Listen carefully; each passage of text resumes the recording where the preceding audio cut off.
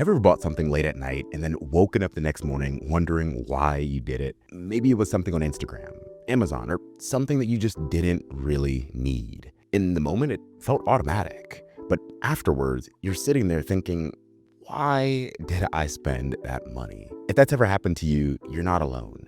And more importantly, it's not random. There's usually a pattern behind it. And once you understand that pattern, it becomes a lot easier to break. There's actually a name for this kind of spending pattern.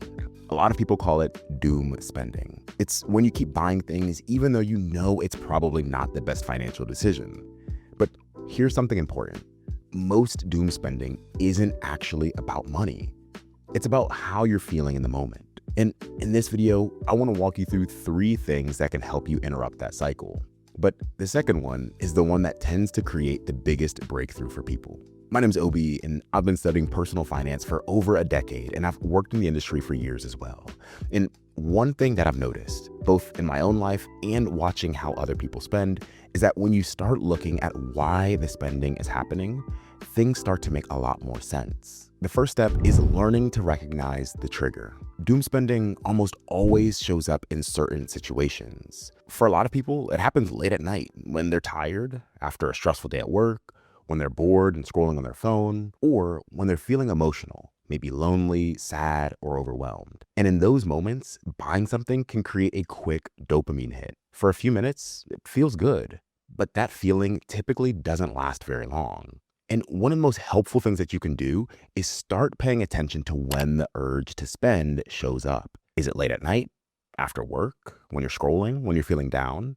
Because once you start noticing the patterns, the spending starts to feel a lot less mysterious. You begin to realize that this spending tends to happen when I feel like this. And that awareness matters because it's very hard to change a pattern you haven't identified yet. But once you start recognizing the trigger, you can start doing something about it, which leads to the second piece. And this one tends to be the biggest eye-opener because sometimes the spending itself isn't actually the real issue.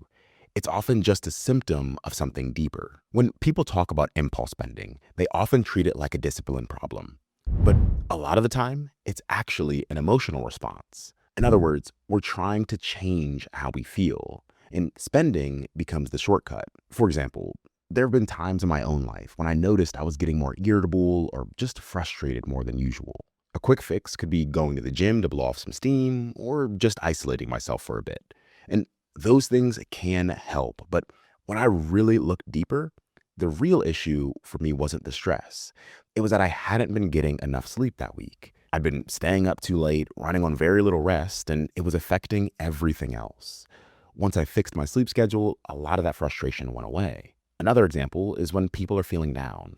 It can be really tempting to buy something new, a new phone, headphones, clothes, because that purchase gives you a quick rush of excitement in the moment. But that feeling fades pretty quickly. And sometimes when you look a little deeper, the real issue isn't the item. It could be a lack of connection. Maybe you haven't been spending as much time with the people you care about. Maybe you haven't been talking with friends or family as often as you used to.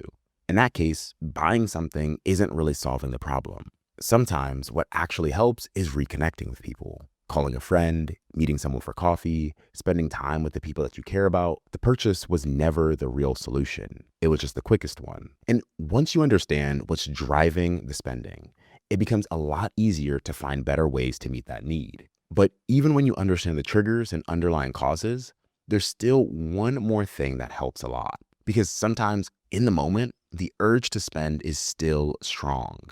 And this is where a lot of people run into trouble because they're trying to fight these moments completely on their own. Even when you understand triggers and even when you understand the deeper need behind the spending, there will still be moments where the urge shows up. And that's normal. But one thing I've noticed is that so many people try to fight moments in complete isolation. And in so many areas where people actually improve, whether it's fitness, work, or professional growth, accountability plays a huge role. The same can be true with money. One question worth asking yourself is this: is there anyone in my life who can tell me no? Not in a controlling way, but in a healthy, honest way. Someone who can occasionally say, "Are you sure this is a good idea right now?" That might be a spouse, a close friend, a sibling, someone who knows your goals and genuinely cares about you. Sometimes just having that person in your life can make a massive difference because now the decision isn't happening in complete isolation. And if no one in your life ever pushes back on your decisions, it can become very easy to justify just about anything. And that doesn't just apply to spending, it applies to other areas of life too. But when you have people around you who understand what you're working towards and care enough to be honest with you, it can help interrupt those moments where you're about to make a decision that you might regret. The goal isn't to give other people control over your money.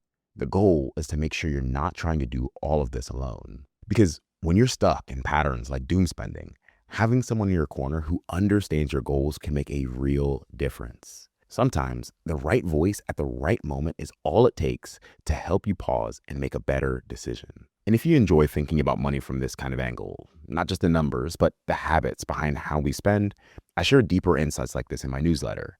And you can check that out in the link below in the description. Doom spending doesn't mean something is wrong with you. It often just means there's a pattern you haven't had the chance to fully see yet. But once you start identifying the trigger, understanding what's really driving the spending, and adding some accountability, the urge to spend impulsively tends to lose a lot of its power. Not because you suddenly gained superhuman discipline, but because your environment and your relationships are working with you instead of against you. And if you've ever struggled to slow down before buying something, the next video shows you a simple question that can make you think twice before you spend.